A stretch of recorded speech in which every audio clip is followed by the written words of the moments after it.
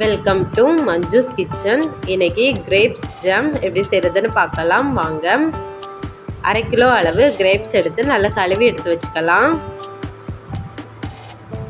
இதை ஒரு மிக்ஸி ஜாரில் போட்டுக்கலாம்.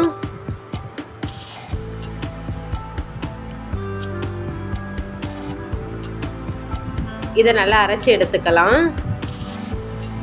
இப்போ நல்லா அரைச்சி எடுத்தாச்சு. ஒரு அரிப்பு வச்சு நல்லா அரைச்சி எடுத்துக்கலாம்.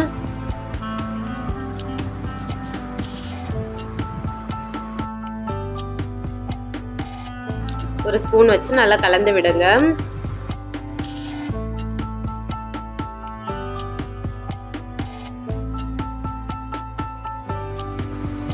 இதை இன்னொரு வாட்டி நல்லா அரைச்சி எடுத்துக்கலாம்.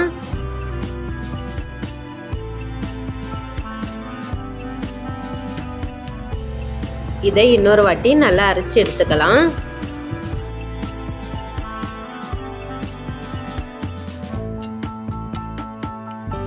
இப்போ நல்லா அரைச்சி எடுத்தாச்சு.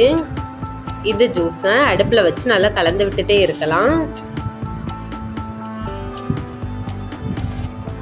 இது நல்லா கொதிக்கட்டும்.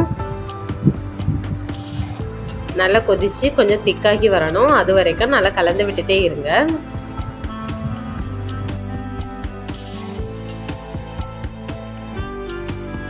இப்போ நல்லா கொதிச்சிடுச்சு. கொஞ்சம் திக்காகி இருக்கு. இதில் ஒரு பாதி அளவு எலுமிச்சப்பழத்தோட சாறு சேர்த்துக்கலாம். எலுமிச்சப்பழம் சேர்க்கும் போது சீக்கிரம் கெட்டு போகாமல் இருக்கும். நீங்கள் எலுமிச்சப்பழத்துக்கு பதிலாக வினிகர் கூட சேர்த்துக்கலாம்.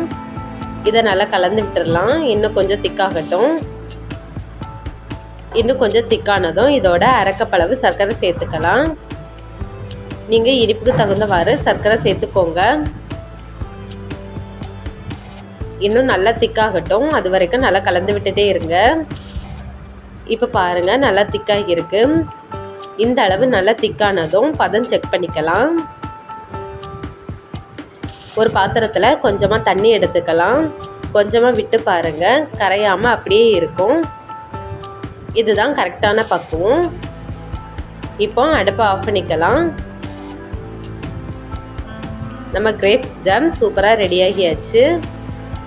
இதை இறக்குன பிறகு அடிக்கடி கலந்து விட்டுட்டே இருங்க. நல்லா திக்காகிரும். பாருங்க எவ்வளோ சூப்பராக இருக்குன்னு. இது பிரெட்டு சப்பாத்தி கூடலாம் சாப்பிட ரொம்ப டேஸ்ட்டாக இருக்கும். நீங்களும் வீட்டில் ட்ரை பண்ணி பாருங்கள். பிடிச்சிருந்தா லைக் பண்ணுங்கள், ஷேர் பண்ணுங்கள், சப்ஸ்கிரைப் பண்ணுங்கள்.